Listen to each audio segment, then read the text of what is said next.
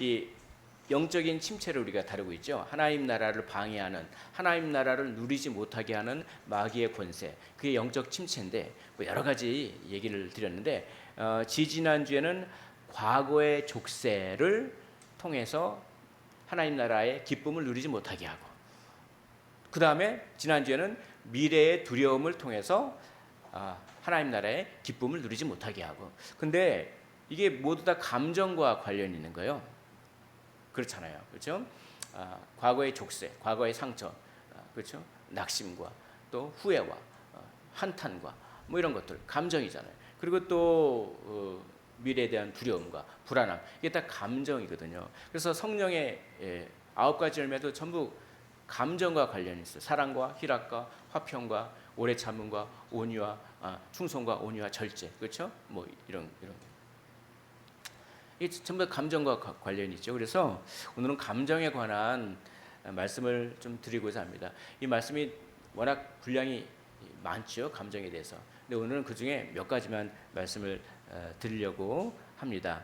그래서 감정을 잘 우리가 좀 다스려야겠다라는 그런 성경적 원리를 우리가 한번 생각해 보고자 합니다. 성경에서는 감정을 다스리는 여러 방법이 있는데 오늘은 그 중에 이렇게 중요한 몇 개만 말씀을 드리겠습니다. 감정의 특징을 잘 알아야 되죠. 감정은 후발주자입니다. 한번 따라해 볼까요? 감정은 후발주자입니다. 감정은 후발주자입니다. 감정은 어떤 것의 결과물이다라고 하는 특징이 있죠. 감정은 스스로가 독립적으로 스스로를 만들어내는 게 아니라 믿음의 결과물입니다. 믿음이 생기면 감정도 생깁니다. 믿음이 바뀌면 감정도 바뀌어요. 이게 굉장히 중요한 것입니다. 감정은 믿음의 결과물이다. 감정은 후발주자다라고 하는 이 사실을 우리가 잘 알아야 됩니다. 그래서 감정은 신앙의 방향으로 끌려간다라고 하는 것이죠. 내가 무엇을 믿으면 그 무엇을 믿는 그 방향으로 감정이 끌려가는 거예요. 이게 굉장히 감정을 다스릴 때 중요한 사실입니다. 이 모든 사람은 다 믿음이 있어요. 어떤 학자가 이 세상은 믿음의 체계로 구성된다, 이런 얘기를 해서 굉장히 어려운 말이지만 그 말이 제가 청년 시절에 탁 와닿았을 때 세상이 완전히 다르게 보여요. 저는 그 전까지는 이 세상이 요즘 팩트 체크, 팩트란 말을 아주 많이 써요. 사실, 이 세상이 사실의 체계로, 사실관계로 구성된다고 생각했는데 아니, 그 학자가 사실이 중요한 것이 아니라 믿음이 중요하다. 이건 저에게 굉장한 충격을 주었습니다. 그리고 하나님을 더 사랑하게 만드는 굉장히 큰, 우리는 사실 사실관계에 의해서 살아가는 게 아니라 우리는 믿음에 의해서 살아가는 거예요. 그러니까 여기 보겠습니다. 어떤 사람의 행동은 믿음을 근거로 하고 있다는 거죠. 밥을 먹는 행동은 뭡니까? 밥을 먹으면 배부를 거라는 믿음이 있어서 먹는 거예요. 또 밥을 먹는 행동은 이걸 먹으면 맛있는 경험을 할 거라고 하는 믿음이 있어서 하는 겁니다. 또 밥을 먹는 행동은 이걸 먹어야 살 수 있다라고 하는 믿음이 있어서 밥을 먹는 겁니다. 또 버스 정류장에서 버스를 기다리는데요. 요즘은 버스 정류장은 잘 돼 있더라고요. 빈 의자가 있어요. 그러면은 이 빈 의자가 있을 때 앉으십니까? 아니면 서 계십니까? 주로 앉으시죠. 거기에 앉는 행위는 앉으면 편하다라는 믿음이 있어서 앉는 거예요.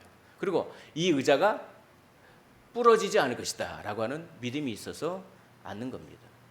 그래서 모든 행동은 믿음 때문에 생기는 것이죠. 그러니까 믿음이 바뀌면 행동도 바뀌는 것입니다. 그래서 이 세상에 믿음이 없는 사람은 아무도 없어요. 근데 중요한 거는 뭘 믿냐 이거죠. 무엇을 믿느냐, 진리를 믿느냐 아니면 비진리를 믿느냐, 이 차이입니다. 믿음이 없는 사람은 아무도 없어요. 그래서 진리를 알지니 진리가 너희를 자유롭게 하리라. 진리를 믿으면 진리가 너희를 감정으로부터 자유롭게 하실 줄 믿으시기를 원합니다. 우리가 무언가를 믿을 때 오늘 약간 철학적인 얘기를 좀 하려고 하는데요. 그래도 재밌습니다. 우리가 뭔가를 믿으면요, 그 믿음의 대상이나 그 믿음의 내용에 대해서 감정이 만들어져요. 그래서 호 또는 불호, 호 좋아함, 불호 싫어함. 우리가 뭘 믿으면 그 믿음의 대상에 대해서 좋아함 혹은 싫어함의 형태로 감정이 만들어진다는 거죠. 그래서 음식을 봐요. 음식을 보면서 내가 이 음식을 먹으면 힘을 낼 수 있다. 그리고 맛있는 경험을 할 수 있다라는 믿음이 생기면 음식이 좋아져요. 또 음식 먹는 행위가 좋아져요. 그런 감정이 생겨요. 그래서 음식을 먹게 돼요. 근데 똑같은 음식을 보고 내 이 음식을 먹으면 순간적으로는 맛있는 경험을 할 수 있겠지만 살이 너무 쪄. 그래가지고 건강에 안 좋을 거야 라고 하는 믿음이 생기면 어떻게 됩니까? 음식을 먹는 행위가 좋아함이라고 하는 감정도 조금 있겠지만 싫어함이라고 하는 감정이 더 우세해지는 겁니다. 그래서 어떻게 되죠? 음식을 안 먹게 되는 거죠. 그래서 믿음은 뭘 만들어냅니까? 감정을 만들어냅니다. 감정은 후발주자입니다. 감정 자체를 바꾸려고 하지 마시고 믿음을 바꾸십시오. 그러면 감정이 바뀝니다. 아멘. 아주 귀한 말씀입니다.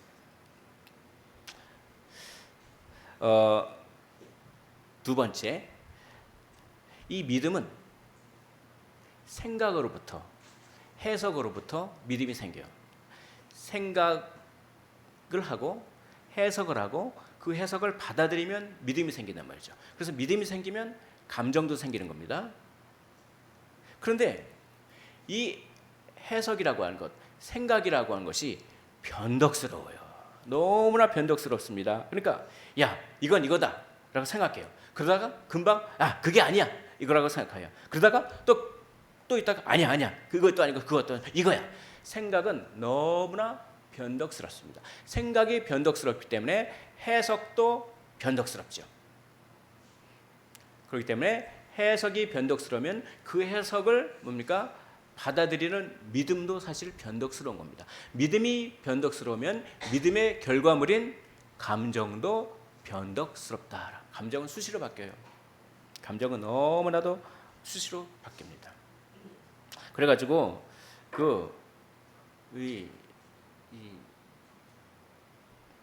어떨 때는 감정이 좋았다가 어떨 때는 감정이 나빴다가 막 그러죠.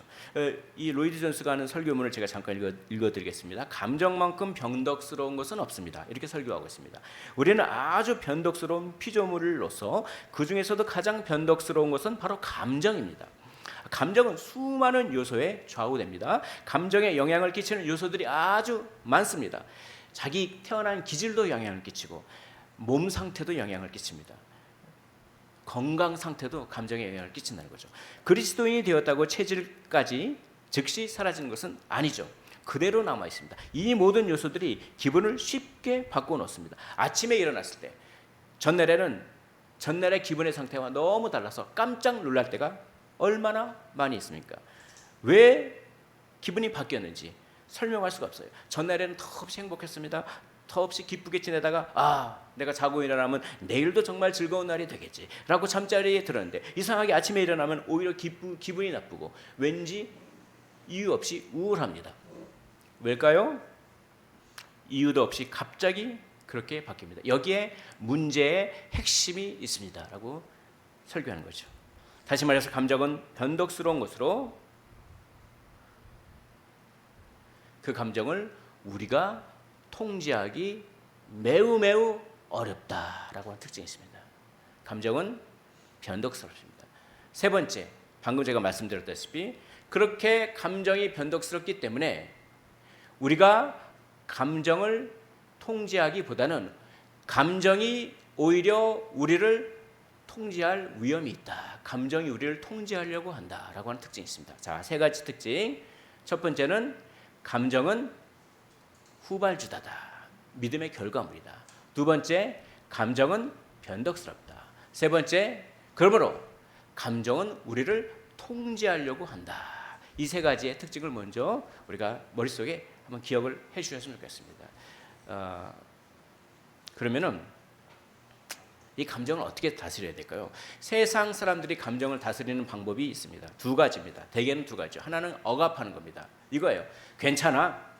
별거 아니야. 괜찮아. 내가 참고 말지. 괜찮아. 괜찮아. 그거 별거 아니야. 괜찮아.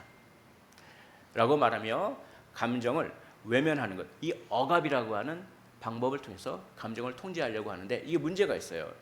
계속 감정을 억압하잖아요. 언젠간 터져 나옵니다. 터져 나오는데요. 그때 감정을 잘 푸는 것에 비해서 한번 터져 나오면은 굉장한 에너지로 터져 나옵니다. 그 이제 방임, 억압, 그러니까 억압의 방법으로 감정을 통제하는 거죠. 이 세상의 방법은 또 한 가지가 있습니다. 방임입니다. 방임. 나는 뭐 속에 담아두지를 못해.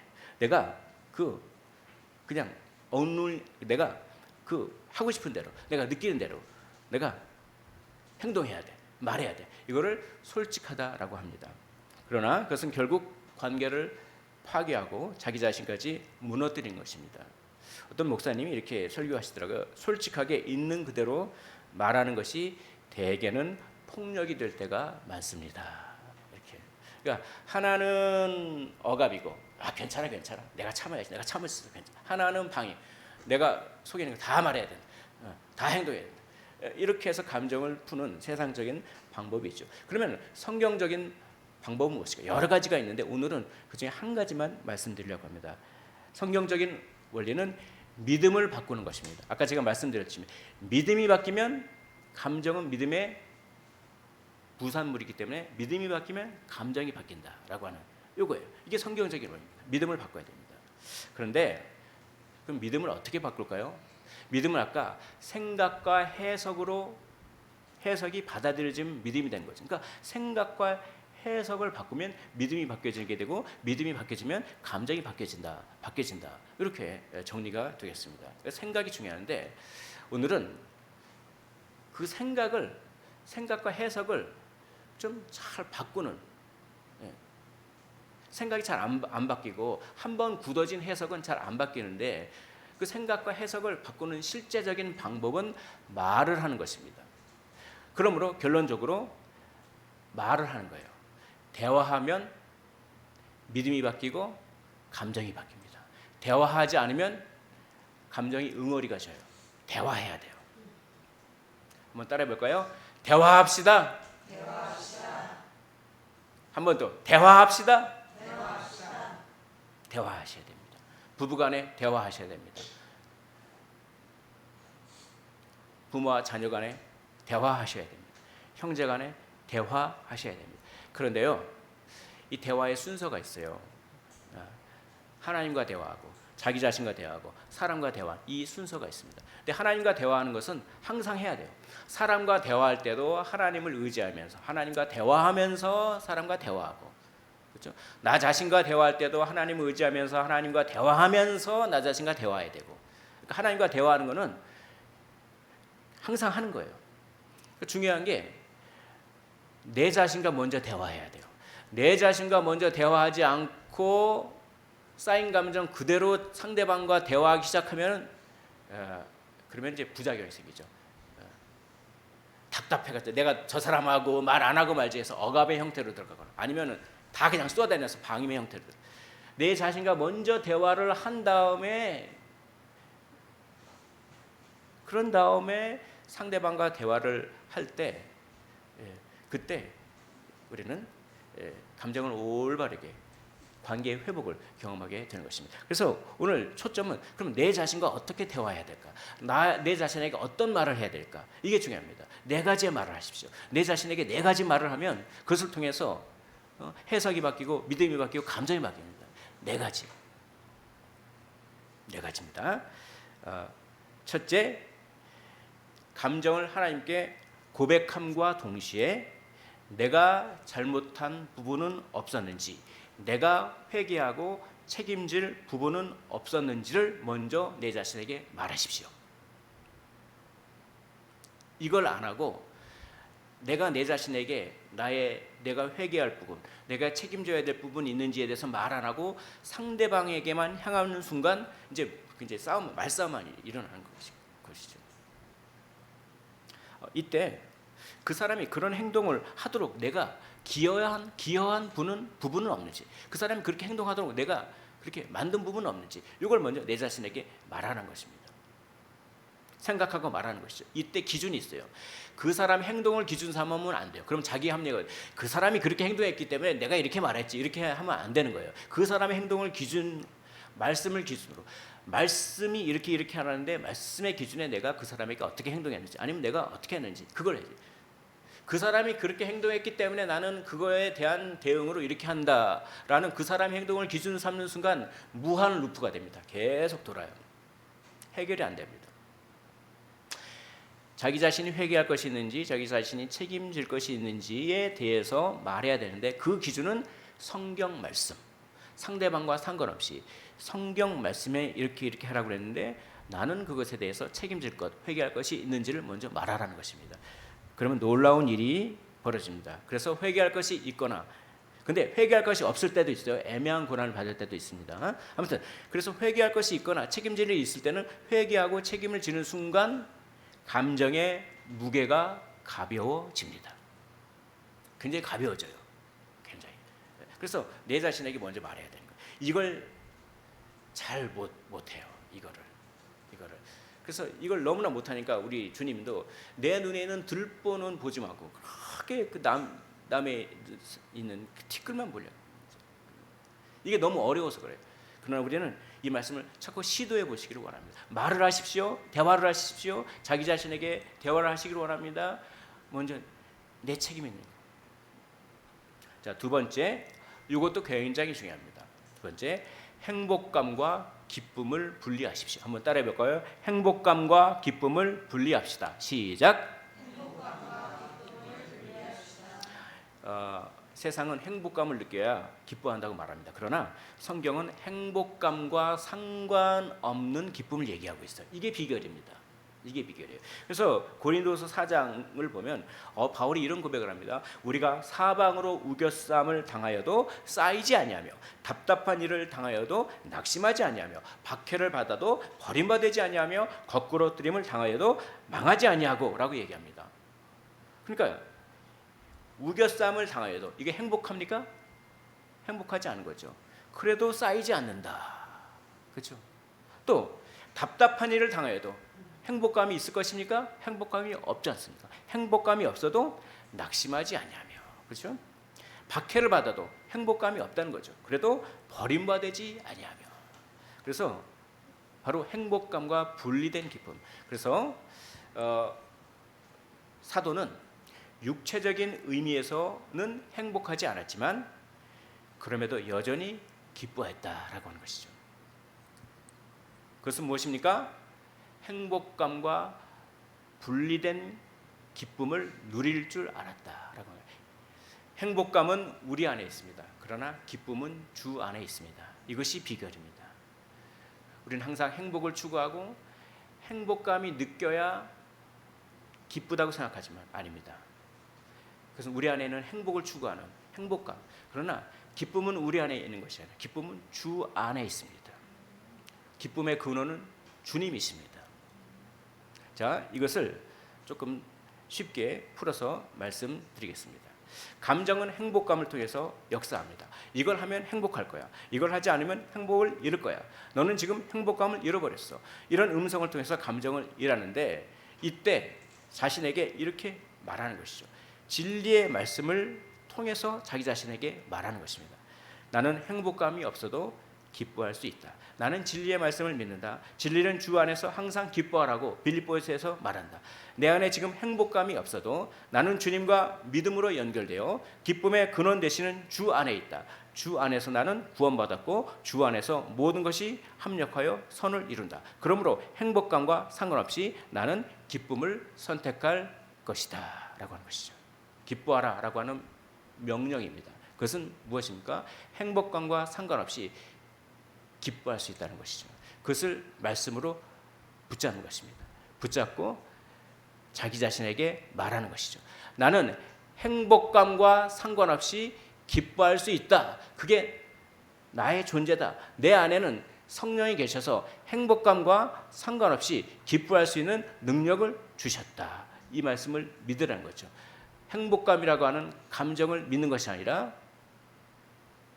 이 말씀을 믿는 것이. 아까 제가 뭐라고 말씀드리냐면 믿음이 감정을 만든다고 했어요.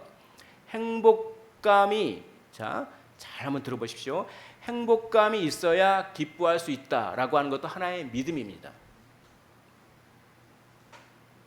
그 믿음이 아니라 행복감과 상관없이 말씀이 믿으라니까 기뻐하면 기뻐할 수 있다라는 믿음으로 바꾸라는 거예요. 그렇게 믿음이 바뀌면 감정이 바뀌는 것입니다. 조금 더 말씀을 드리겠습니다. 이 마귀는 대개 두 가지를 통해서 행복감을 없앱니다. 존재와 소유죠. 이게 뭐냐면 존재의 가치가 떨어졌다, 혹은 내 소유를 잃어버렸다라고 하는 이 두 가지를 통해서 행복감이 없다고 해석하게 만들어서 기뻐할 수 없게 만듭니다. 이거죠. 그 사람이 나에게 그런 말을 한단 말이야. 나에게 그렇게 행동하는 걸로 봐서 그 사람은 나를 중요하지 않게 생각하는구나, 혹은 나는 그 사람에게 의미 없는 존재고 나는 그 사람에게 무시당했구나, 나는 부당한 대우를 받았구나 라는 식으로 존재의 가치를 왜곡합니다. 그래서 거짓 믿음을 심으려고 하는 거죠. 그래서 그 믿음을 받아들이면 어떻게 될까요? 그래, 나는 무시당했어 라고 하는, 그게 믿음이죠. 나는 무시당했어 라고 하는 믿음이 생기면 어떻게 될까요? 미움과 뭐 온갖 거기에 수반되는 감정이 발생하게 되는 것이죠. 또 존재뿐만 아니라 소유의 관점으로 마귀는 헛된 믿음을 심어줍니다. 이렇죠. 나는 손해를 봤어. 나는 마땅히 받아야 할 나의 몫을 받지 못했어. 나는 억울해. 이런 음성으로 소유를 강탈당했다라고 하는, 그렇죠? 그런 믿음을 심어줘서 그러므로 나는 행복하지 않아.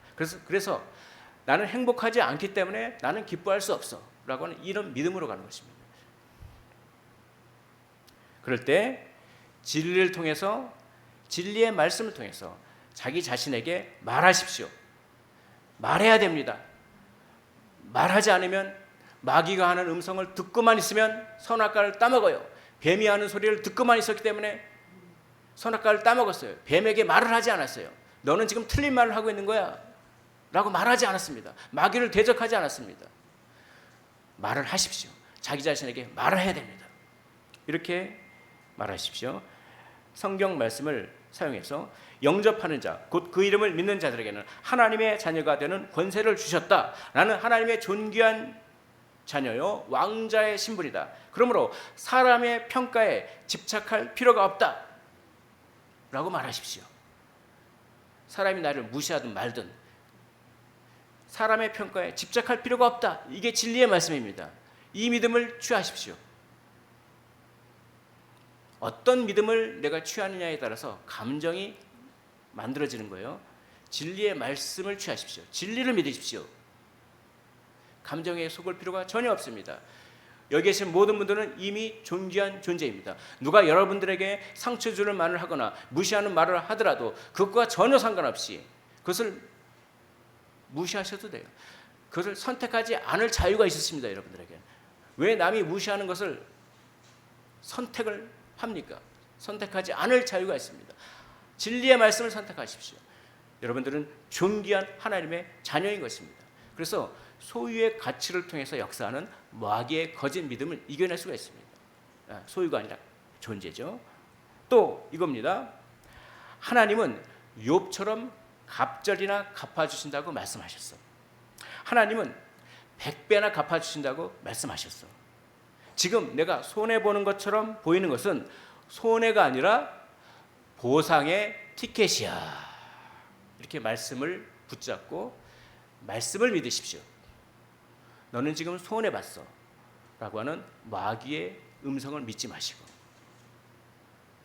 그래서 존재와 소유를 통해서 그러므로 너는 행복하지 않고 그러므로 너는 기뻐할 수 없다라고 하는 이 거짓 믿음을 바꾸는 겁니다.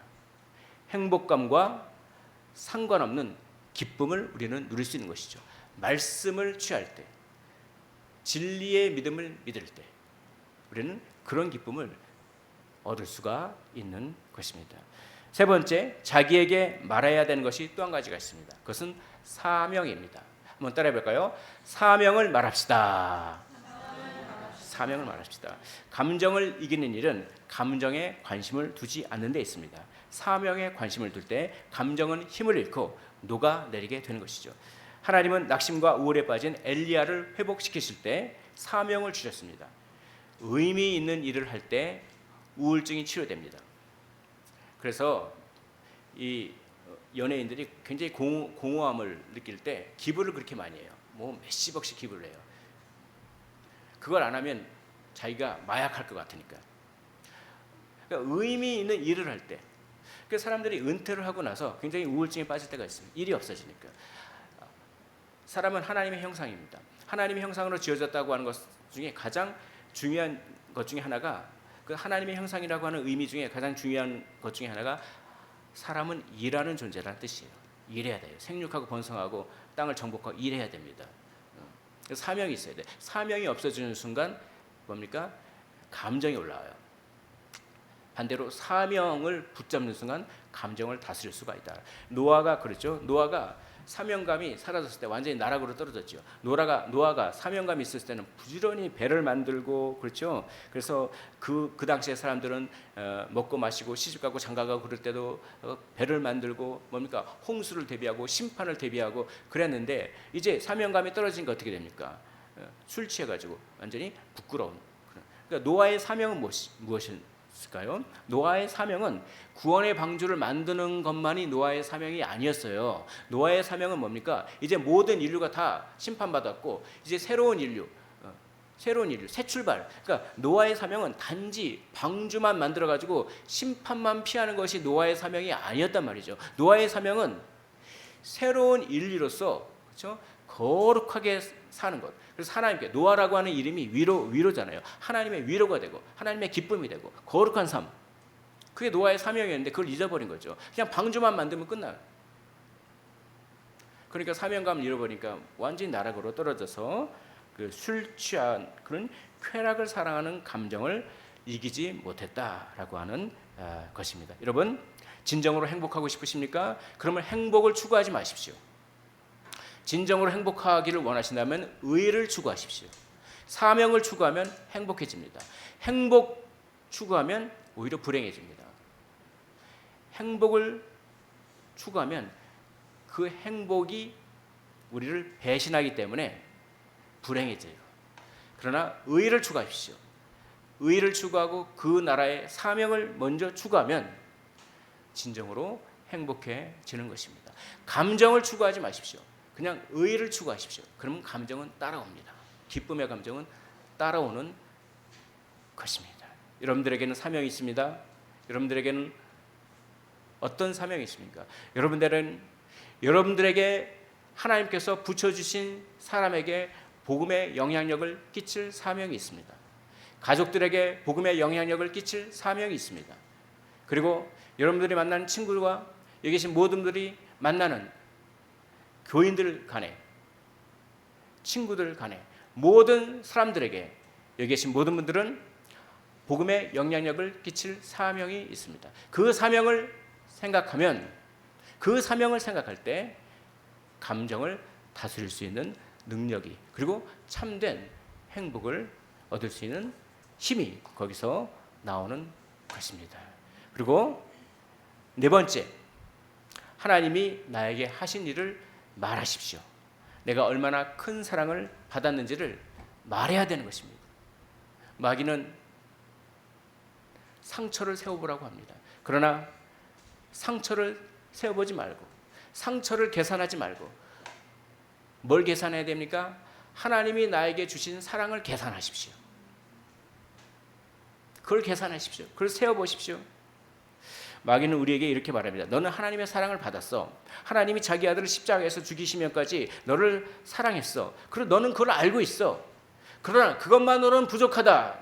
너는 사람의 사랑을 받아야 완전해지는 거다. 하나님의 사랑은 이미 받은 거니까 잠시 잊어버리고 사람의 인정과 사람의 칭찬과 사람의 사랑을 갈망하라. 이미 받은 하나님의 사랑에다가 사람의 사랑을 추가해라. 그래야 네가 행복을 완성하는 것이다. 사람의 사랑을 받는 일은 좋은 일이고 사람의 사랑을 받을 수 있다면 받아야 하지만 그 사랑은 절대적인 것이 아닌 것입니다. 하나님의 사랑을 깊이 생각하고 그 사랑을 자기 자신에게 부지런히 말하십시오. 그러면 하나님의 사랑의 절대적인 가치를 알게 되고 하나님의 사랑이 능력이 되는 것입니다. 하나님의 사랑이 능력이 되십니까? 하나님이 여러분들을 사랑하신다는 것을 알고는 계신데 그 알고 있는 사랑이 과연 능력이 되십니까? 라고 하는 건 다른 차원의 문제입니다. 주님 한 분만으로 만족하십니까? 아니면 주님의 사랑을 이미 받은 거니까 사람의 사랑을 주님의 사랑에다 추가해야 나는 만족할 것이다 라고 하는 것입니까? 그러므로 말하십시오. 하나님의 사랑을 말하십시오. 내가 얼마나 많은 사랑을 받았는지 그것을 자기 자신에게 말하는 것입니다. 말하지 않으면 능력이 안 되는 것입니다. 말해야 능력이 되는 것입니다. 뭘 말합니까? 구체적으로 십자가에서 무슨 일이 있었는지 말하십시오. 나는 과연 얼마만큼 죄인이었는지, 지옥을 보내도 할 말이 없을 만큼 죄인이었는지, 나에겐 어떠한 소망이 어떠한 소망도 없었다고 하는 것, 그걸 말하십시오. 그런 나에게 찬란한 소망이 주어졌음을, 그 소망을 위해 예수님께서 진노를 대신 받으시고 형벌도 대신 받으시고 순종을 선물로 주셨다고 하는 것을 말하십시오. 칭의를 깊이 이해하십시오. 칭의를 끊임없이 말하십시오. 그럴 때 하나님의 사랑이 단지 지식이 아니라 능력이 되는 것입니다. 여러분, 아담은 의롭다 함을 받기 위해서 해야 할 일이 한 가지였습니다. 선악과를 따먹지 않는 일, 순종하는 일, 그 하나였어요. 그런데 아담이 선악과를 따먹는 순간 이제 해야 할 일이 두 가지로 드러났어요. 구원을 받기 위해서. 맨 처음에는 선악과만 안 따먹기만 하면 구원받았어요. 그런데 이제 선악과를 따먹고 다음에는 구원받기 위해서 해야 할 일이 하나에서 두 개로 늘어났습니다. 뭡니까? 먼저 형벌을 받아야 돼요. 형벌을 받아도 순종을 해야 될 것은 여전히 남아 있습니다. 그러므로 순종도 해야 돼요. 그래서 두 개가 됐어요. 근데 예수님은 그 두 가지를 다 하셨습니다. 예수님께서 우리의 죄를 용서하셨다라고 하는, 우리 죄가 용서받은 것만 가지고는 구원받지 못합니다. 그것은 첫 상태로 돌아가는 것뿐입니다. 우리 죄가 용서받은 것 다음에 순종까지 다 해야, 그래야 구원받는 겁니다. 예수님은 십자가에서 형벌을 받으셨습니다. 형벌을 받았을 때 진노도 같이 받으셨습니다. 그러므로 우리 죄가 용서되었습니다. 그러나 예수님은 순종도 하셨습니다. 예수님은 인간의 모양으로 오셨습니다. 성육신의 순종을 하셨습니다. 그게 어디 쉬운 순종입니까? 하나님이신 분이 인간의 몸으로 오신다는 그 순종은 얼마나 엄청난 순종입니까? 우리 예수님은 공생의 기간에 율법을 온전히 순종하셨습니다. 그리고 예수님은 십자가를 지시는 순종, 가장 처절한 순종마저도 하셨습니다.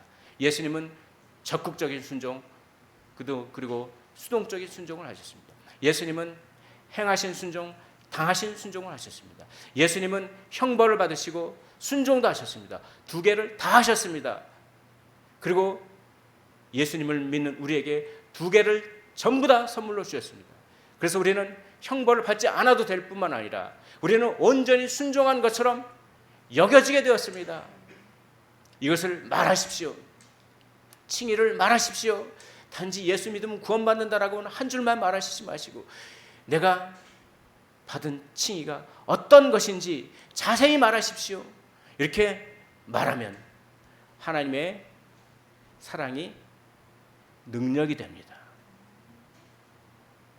하나님의 사랑을, 하나님이 나를 사랑하신다는 사실을 단지 아는 것에서 그치는 것이 아니라 그 사랑이 나의 감정을 녹여내리고 그 사랑이 나의 행동을 좌우하는 능력이 되는 것입니다. 그것은 말에 있습니다. 말하시기를 원합니다. 내가 얼마나 많은 사랑을 받았는지, 내가 받은 칭의가 어떤 것인지를 나 자신에게 말하십시오.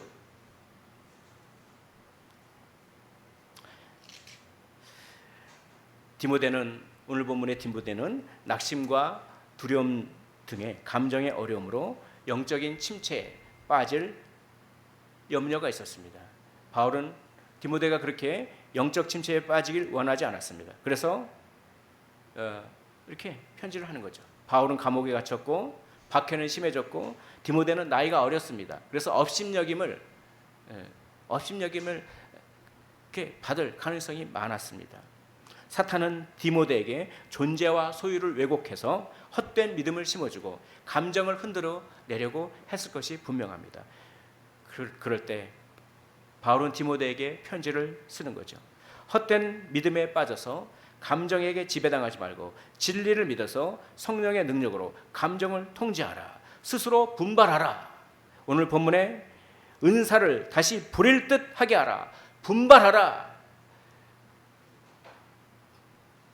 침울한 감정, 무기력증 감정이 아니라 그 감정에 빠지는 것이 아니라 분발하라. 분발하십시오. 부릴 듯 하십시오. 그 비결은 무엇입니까? 그 감정을 다스리는 비결은 무엇입니까? 생각하게 하노라. 생각하는 것입니다. 생각을 통해서 믿음을 바꾸라는 것입니다. 그 믿음을 바꿀 때 믿음의 부산물인 감정도 바뀌게 되는 것입니다. 생각하라. 생각하고 말하는 것입니다. 그러면 왜곡된 감정이 신앙적인 감정으로 바뀌고 그 신앙적인 감정이 내면을 다스리게 된다. 그래서 열정이 생긴다. 은사를 다시 부릴 듯하게 한다. 라고 바울은 얘기하고 있는 것입니다. 오늘 말씀을 정리하도록 하겠습니다. 스펄전은 평생 우울증에 시달렸습니다. 설교자의 황태자라고 하는 스펄전은 나는 기분이 너무 가라앉을 때가 많다. 그러나 나는 내 감정을 믿지 않는다. 나는 오직 하나님의 말씀을 믿는다. 라고 하면서 자기 자신에게 말을 하기 시작했습니다. 내 마음은 흔들려도 하나님의 약속은 흔들리지 않는다. 이 말을 계속 반복했대요. 우리 한번 반복할까요? 내 마음은 흔들려도 하나님의 약속은 흔들리지 않는다. 이 말을 자기 자신에게 계속 했다고 합니다. 그러자 놀라운 일이 벌어졌습니다. 우울증을 이겨냈습니다. 그리고 나는 내 감정을 믿지 않는다. 나는 말씀을 믿는다. 라고 하면서 설교할 수 있었다고 하는 것입니다. 사랑하는 성도 여러분,